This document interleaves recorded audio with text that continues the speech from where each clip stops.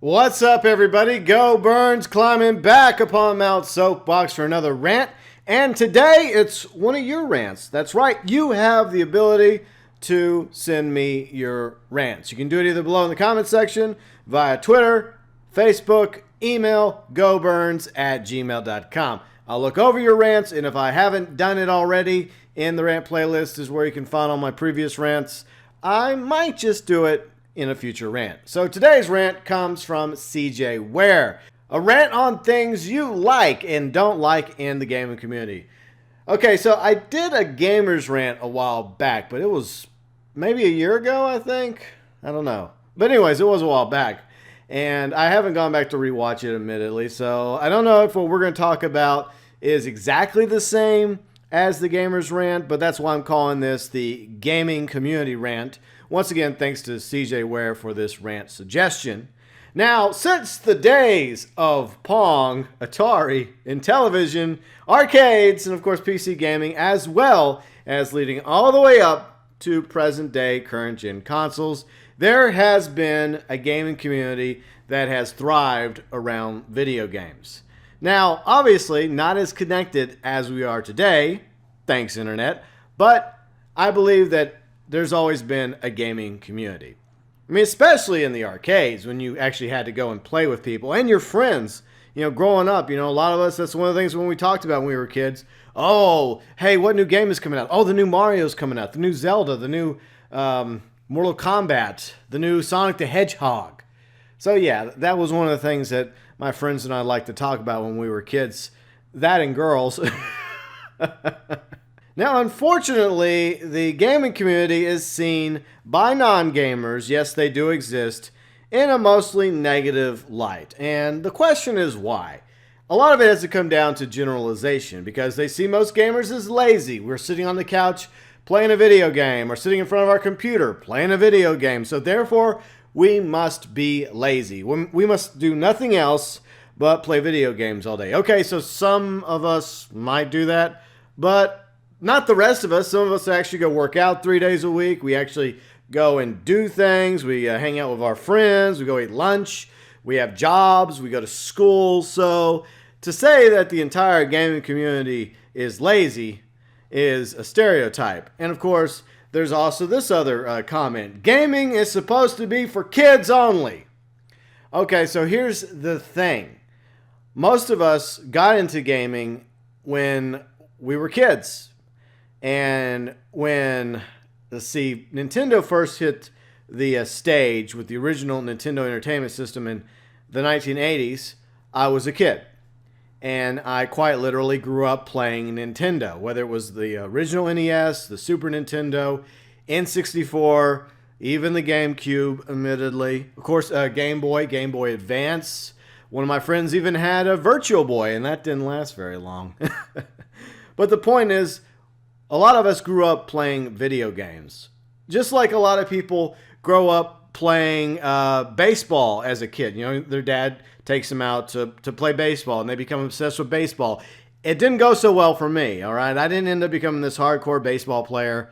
I don't even care for it in passing. I may watch it if it's a good game, but the point is, this has been an interest of mine since I was a kid, and just because I'm an adult doesn't mean I'm going to stop gaming. Like with any other passion that you develop, whether it's writing or art or exercising, for example, numerous others as well, just because you're an adult now doesn't mean you're going to generally stop doing something that piqued your interest from childhood. Usually, you take it with you into adulthood. So once again, another negative stereotype, because at one time, we were all kids. And even if you're a kid right now, technically, in your tweens or teens, chances are, 10 years from now, 20 years from now, you're probably still going to be playing video games. That's just the way it is. It's gone from a very child-focused market with the dawn of Nintendo and the Sega Master to quite literally growing up with that community. Now, what's interesting is the very first time I ever played video games, I mentioned it in the ACG podcast last week, I think, was it last week? Okay, it was one of my previous podcasts I did with Carrick and Silver, Reg, as well as Landau. And one of the things that we brought up was one of my first experiences with gaming was with my grandfather, who had an Intellivision, which was the rival of Atari. Obviously, Atari won that fight. But anyways, I remember, playing biplanes with my grandfather because he was a World War II flyboy, and he was very good at biplanes. I was very, very bad at it. And we played other games as well that came with the Intellivision, a very, very old console. And brownie points for any of you that know what the Intellivision is, because it's a lesser-known console, even though it was one of the first. So, yeah, I've been playing games since that day with my grandfather, many, many decades ago. And my grandfather at the time was, in his 60s? So here you have a guy that got into gaming when he was already an adult, when he had already served in World War II, gone to college, had a successful small business. That didn't stop him from becoming interested in video games. So gaming is for anybody. It doesn't matter if you're a kid, it doesn't matter if you're a teen, a tween, a young adult, or even approaching being a senior citizen. It's something anybody can enjoy, much like movies or TV shows or comics or sports. So anyways, yeah, another one of the examples of negativity towards the gaming community, including, of course, this one. We're throwing away a small fortune on our passion. Well, who doesn't do that? If you have a little bit of money and you enjoy going to sports games, for example, or you enjoy knitting or sewing or any other hobby, yeah, you're going to spend more money that you're making on that specific interest. So some people may say, well, why do you have all this sewing equipment? You're not going to start your own clothing store. Well, maybe you like sewing, or all the basketball gear, or the gym that you have at your home you never use. It's just a passion you have. And at the end of the day, it's your right to spend your money on video games. If you want video games, or if you want consoles, or whatever. Those are some of the things that non-gamers cannot really relate to when it comes to the gaming community. But at the same time, if they looked at their own communities they were in, their own little groups, their own little cliques, they would see that there's a lot of similarities between the various groups. Now, next is, how is any of this different than people obsessed with other hobbies, as I just mentioned? Because a lot of people are into sports. They're still bowling like I used to. I need to get back into bowling, but I need to find a really good bowling alley first. Let's see, like playing basketball with your friends, or street hockey, etc. Even being on a softball team, or collecting coins, stamps, baseball cards, wrestling fans, making model ships. Doesn't matter. It doesn't matter because, in my opinion, all these communities are not so different than each other. It's just each one has a different interest. Same thing goes with the gaming community, which is why I don't understand why non-gamers have so much hate towards us. We don't go out hating them for loving wrestling. And what's interesting is a lot of people are in several different groups. There's gamers that love wrestling, are collecting, etc. So that's the fascinating thing, is because these little bubbles kind of merge in together depending on who you are. But I do have some issues with the gaming community, because that's one thing that CJ Ware asked me, was things I liked about the gaming community and things I don't like about the gaming community. Now, obviously, there's a lot of infighting that happens. That's probably at the top of my list when it comes to my issues with the gaming community. By the way, I don't expect any of this to ever change. It's just the way it is. I don't think my rant is going to make people take a step back and oh my God, GeauxBurns, you're right. We need to be nicer to each other and not be assholes.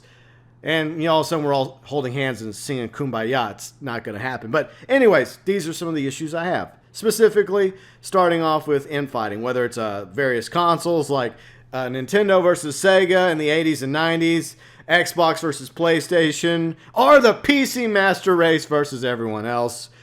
Types of video games like open world games, or first-person shooters, RPGs, simulation games, MMOs, RTSs, or sports games.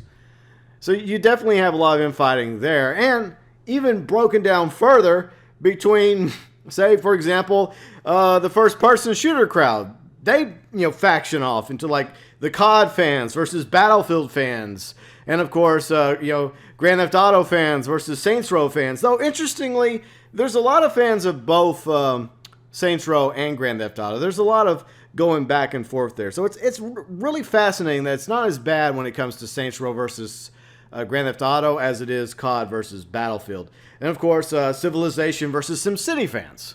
And once again, that's probably not as bad either. So the issue there is we should all love gaming and accept the fact that as individuals, we have different tastes. Some of us like Nintendo more than Sega. Some of us vice versa. Some of us are big hardcore Xbox fans or PlayStation fans.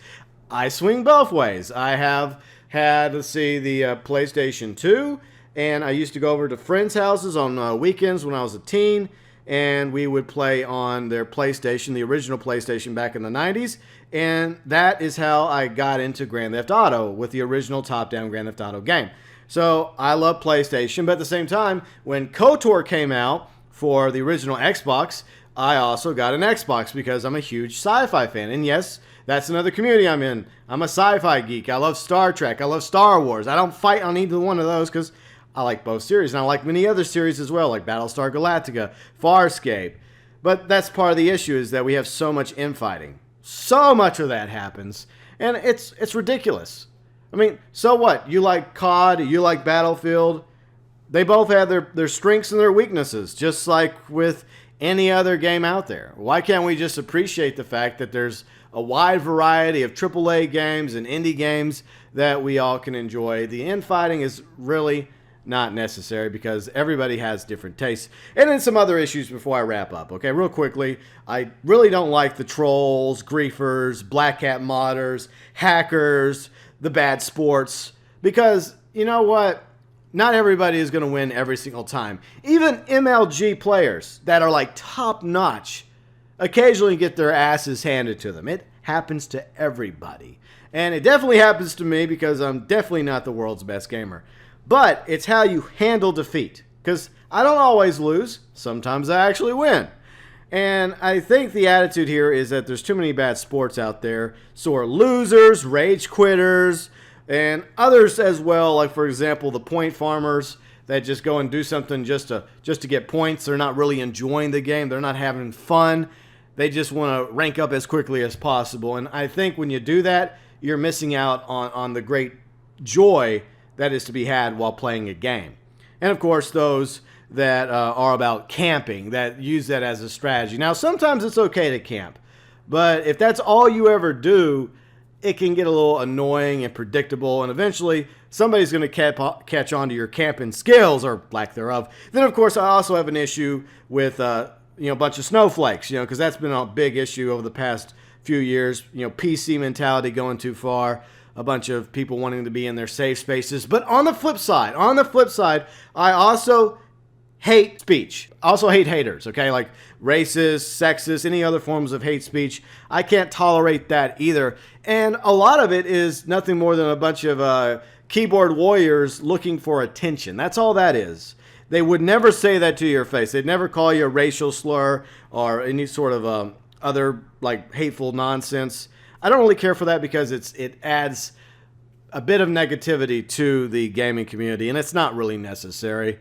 But anyways, I realize people get mad at each other and, someone pisses somebody off and they start talking trash back and forth, which is fine. It's okay to say, hey, fuck you, or you're an asshole, go fuck yourself. But, I mean, I feel like you're crossing the line when you start throwing in hate speech. That's just my 2 cents on the issue. And the final thing I want to mention, because this happens to me at least a few times whenever I jump into a party, whether it's in on Xbox or PlayStation. And most of the time, I'm starting the party through my my PlayStation community or my Xbox club, so that everybody that's a member of those communities or clubs can see that I'm online, and if they want to join, they're welcome to do so, along with any of my friends. Now, what really annoys me is when somebody just joins and they constantly interrupt other people that are talking, and they also are like watching something else. Like they have the volume on and they're not being very considerate of everybody else in the party. Oh, I'm just going to watch this YouTube video. Oh, I'm just going to do this or do that. Unless it's Crone playing his guitar. I don't really have a problem with that, Crone. You keep playing that guitar. It's pretty sweet. It's actually kind of relaxing. He'll be sitting back playing his guitar, just, pulling some chords. That's cool. But just blasting something that I really don't want to hear, like the latest episode of whatever on YouTube, I don't really give two shits about that. And most of the people in the party don't either. It's very annoying. It's very inconsiderate. And another thing is whenever like you're talking to somebody outside of the party, whether it's on a phone or somebody across the room from you. Have you ever heard of the mute button? If you're going to go talk to somebody else, excuse yourself. Say, hey, I'm going to go talk to somebody. I'll be right back. It's the least you can do. It's all about being considerate of everyone else in the party. And then last but not least, when it comes to party people that can be a little annoying, is whenever like a complete stranger joins your party. Somebody that's not on your friends list, not in your community, not in your club. They join just because someone else that they know, their friend, their pal, their BFF, happen to join as well. And that's one of the reasons why there's a lot of times whenever I'll set private, set parties to invite only or private, or do it through the communities and the clubs, is because while I am inclusive, at the same time, I feel uncomfortable whenever like a new voice or a new person pops in that I don't know. Because they simply just popped in because this person popped in. And 9 times out of 10, person A is not happy about person B popping into this other party. So it does get to be a little annoying. But anyways, those are some of my thoughts regarding the gaming community. Wonderful, beautiful, dark, evil gaming community. We have our pros, we have our cons. But anyways, one thing that does bring us all together is our love for gaming. Some of us are casual, some of us are professional gamers, some of us can get a little too obsessed with gaming, collecting everything gaming, constantly talking about gaming. There is other things in this world besides games. But anyways, the point is, we all wouldn't be here without our common love for video games. No matter what console it is, no matter what game it happens to be or type of game, we all love games. And I think that's what really we should focus on in this community, are the things that bring us together and not the things that divide us.